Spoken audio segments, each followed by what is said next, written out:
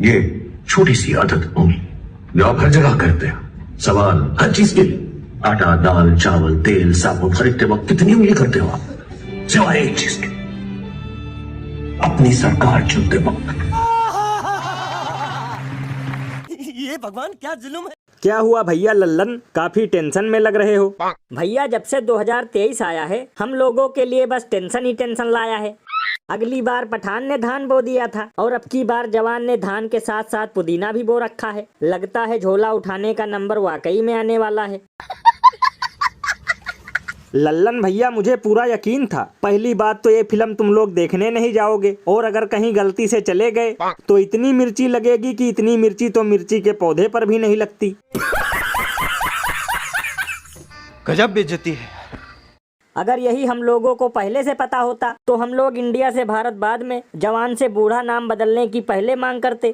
और बताओ भैया, कल से हमारी कंगना दीदी भी शाहरुख खान की तारीफ कर रही हैं, लेकिन पता नहीं कहाँ हमारी प्राची बुआ और प्रज्ञा दीदी गायब हैं। मुझे लगता है वो भी हम लोगों की तरह कहीं कोना पकड़ कर रो रही होंगी।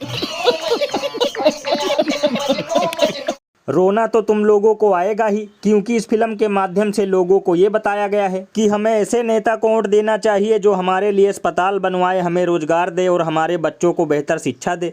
ऐसे नेता को बिल्कुल वोट ना दे जो केवल धर्म की अफीम और फटाक अच्छा दे। और अभी तो रुको, क्लाइमैक्स अभी बाकी है। भैया हम लोग रो रहे हैं, इसमें सबसे बड़ी गलती खुद विश्वगुरु की है, क्योंकि अगर वो हमें इंडिया और भारत में नहीं उलझाते तो हम लोग इसमें कोई ना कोई कमी निकाल कर काम पे लग जाते। लेकिन लेकर आ गए इंडिया से भारत का मुद्दा और खुद से खोद लिया खुद के लिए गड्ढा।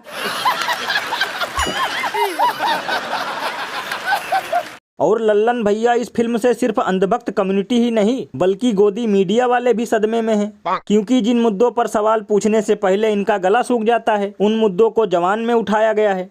वैसे लल्लन भैया शुक्र है इस फिल्म में ये वाला डायलॉग नहीं है कि केवल पढ़े लिखे नेता को ही देना वोट, वरना तुम लोगों को दिल के साथ साथ फेफड़े पर भी लगती चोट।